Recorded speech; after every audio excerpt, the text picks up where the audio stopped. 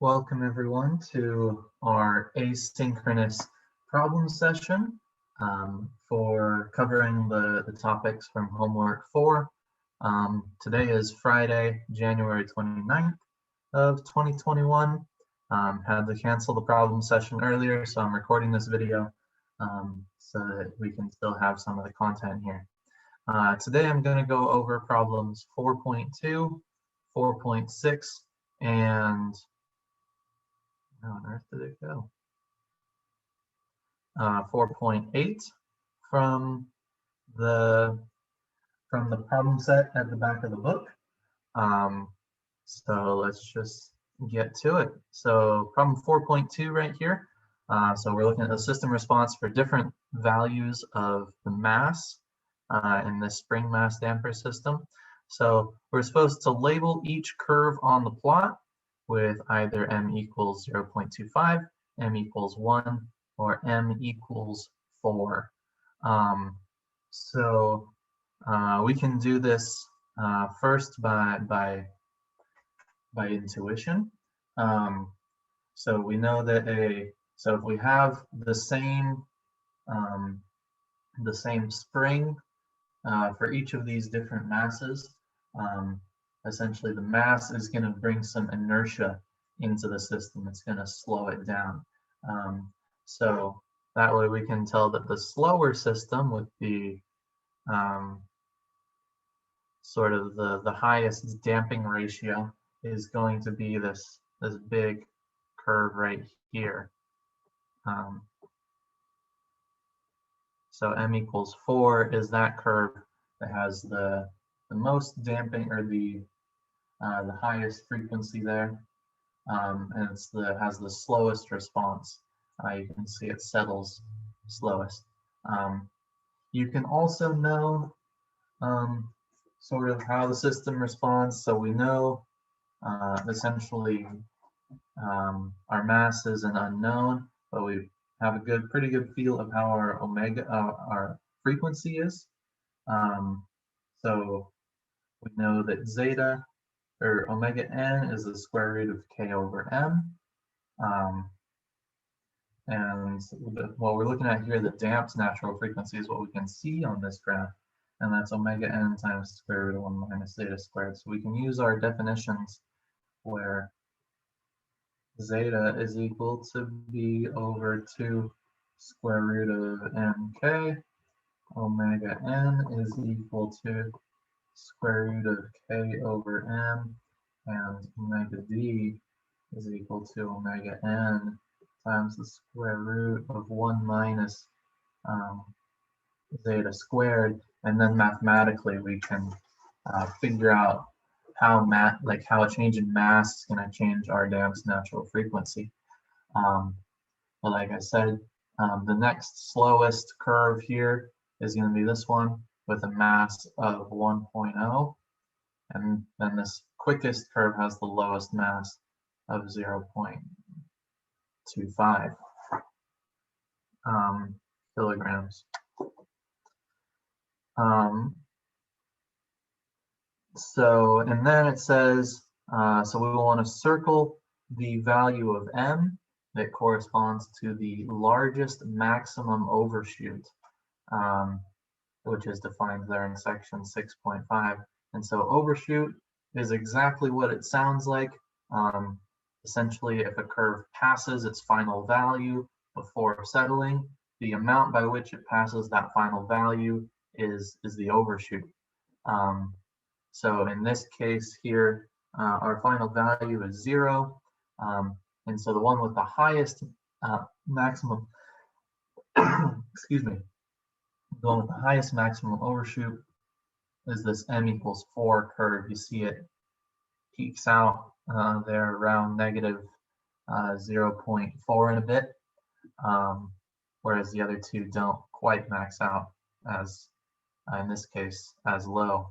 The same principle is true if you have something that starts at 0 and then overshoots there before settling down to 1 or whatever else the final value is going to be. That asks us to draw a rough sketch of the system response for m equals 0.04. And so when the mass is 0.04, we're actually going to find, so zeta, so if we figure out what zeta is, that's an ugly zeta, equals v equals 1 over the square root of 2 times square root of 0.04 times 1. Square root of 0.04. Grab a calculator real quick. So this zeta value comes out to, appears to be, like it's probably going to be significantly more than 1 over 2 square root 0.04. Oops.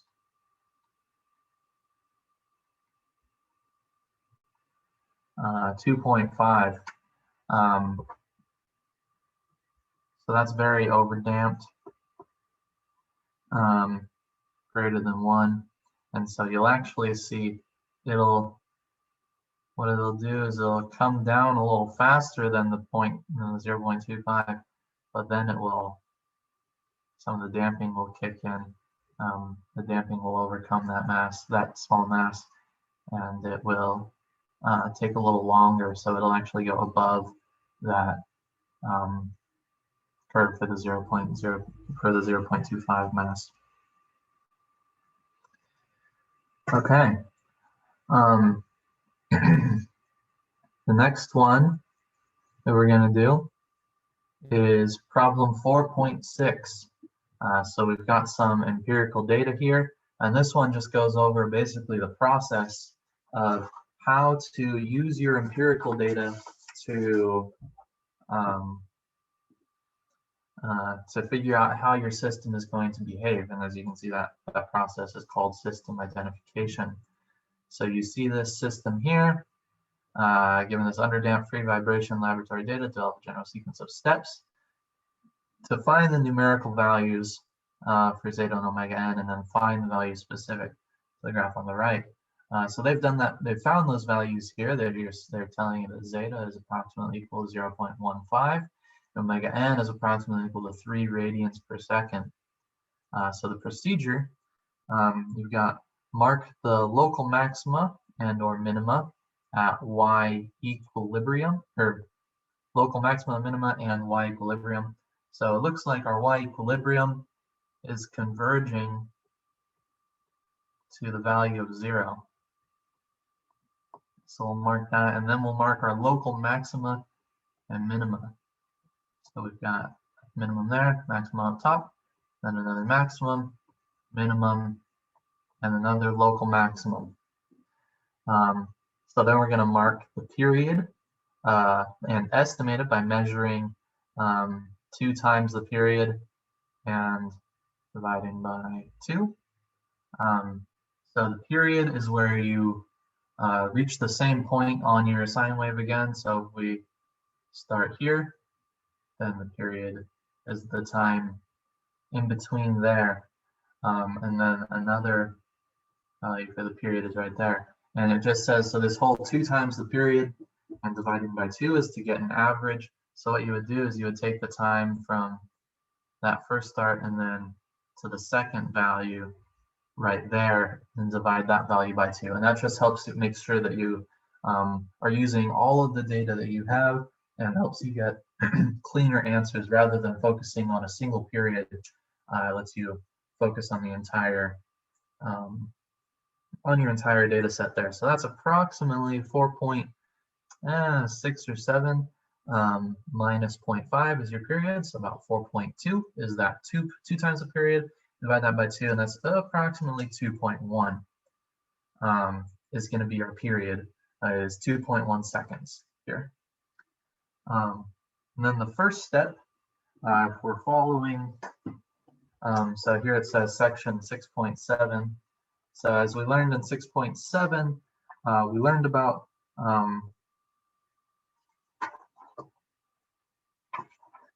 open to 6.7, and it does not have what I'm interested in. Okay, we've also got 6.3 has a lot of the equations here. So the first thing that we would want to, so we use the graph, and the first thing we find is the decay ratio.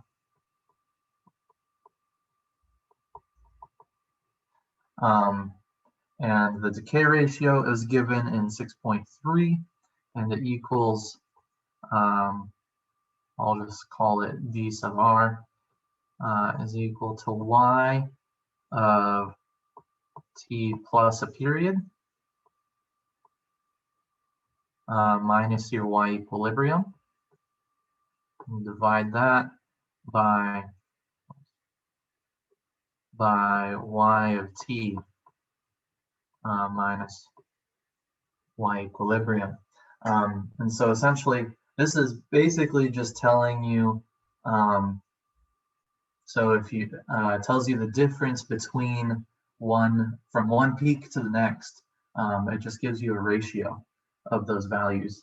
So we can calculate, we would take it, this value right here is approximately, we'll say 0.35, and that's the y of t plus tau period. And then it starts up here at about 0.85 for that first peak is approximately of a y of t. So that would be, what did I say? 0.35 minus y equilibrium is 0 over 0.85. And that is that's our decay ratio for that calculated from those given two peaks. You can use any two peaks and take an average or something like that. Usually that's probably what you want to be doing to make sure that you're not focusing on any particular maybe quirks of your data. The next step, so once we've calculated the decay ratio, so we're going to use that estimate of the decay ratio to calculate our log decrement. And log decrement also given on section 6.3, page 39.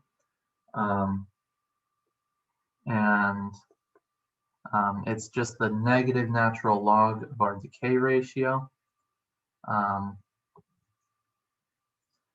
So we'll say L d log decrement is negative natural log of the decay ratio. There are other ways to calculate the log decrement, but this makes it pretty simple to calculate that ratio first, and then just take the natural log of that.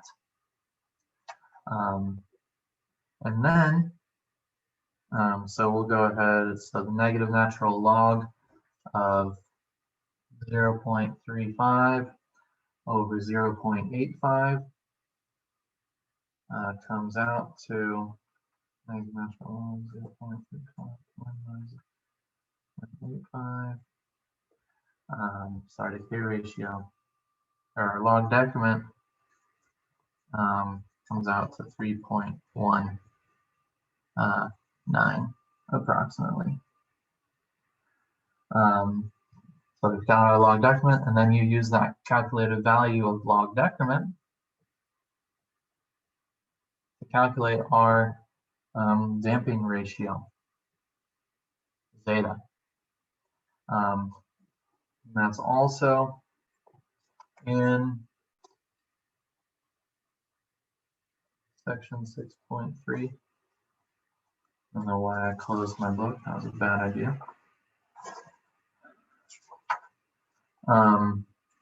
So our zeta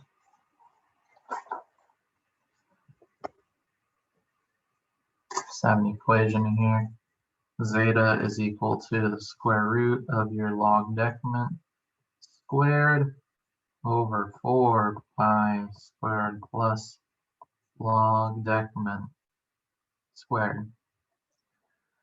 So let's go ahead and plug that into the calculator. So square root of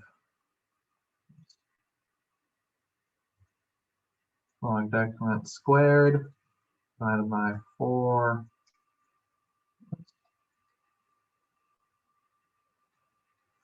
pi squared plus log decrement squared. On my calculator,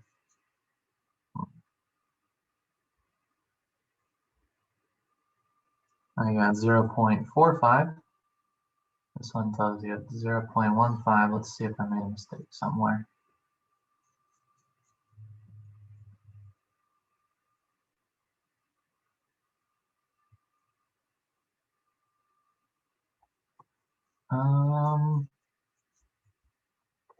Okay.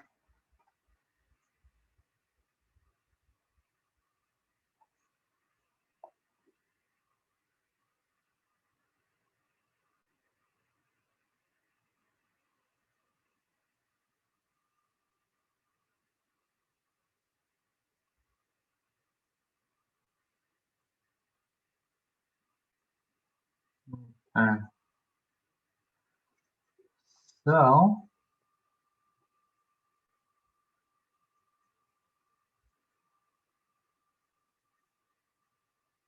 I'm not seeing my mistake right now. We'll go ahead and move on. If anyone finds my mistake, I would be happy to hear it. But this process is correct. To find the decay ratio, use the decay ratio to calculate your log decrement, and then your log decrement to calculate zeta. And then the last step is we use the log decrement. There's another equation. Once we have the log decrement and zeta, we can find omega n. So use our equation that log decrement is equal to zeta omega n tau period. So zeta omega n period to calculate omega n. And then we can find once we have that, we can do find our damped natural frequency as well. Omega d over square root, or sorry, misread that. So you can find our natural frequency using this equation, the LD equals zeta omega n tau. You can also use the fact that omega d is just equal to 2 pi over your period.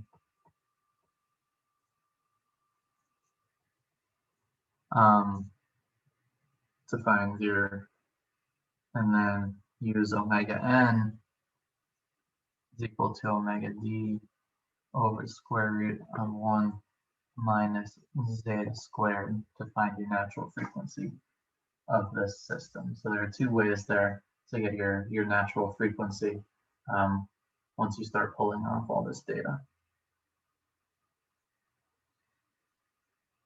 Okay.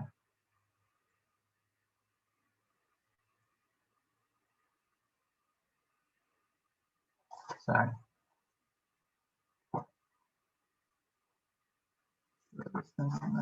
Okay. So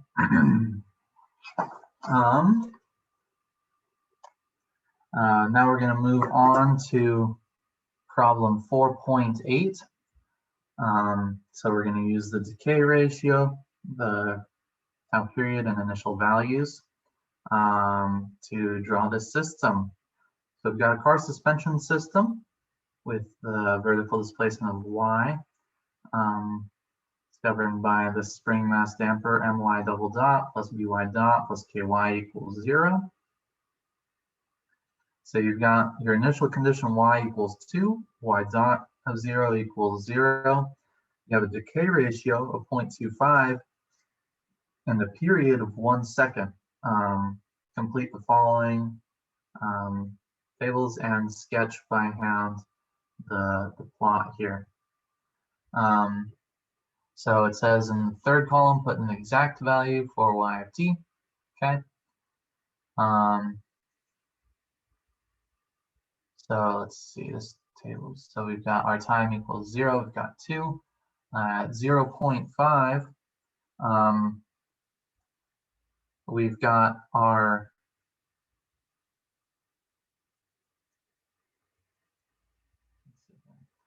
so the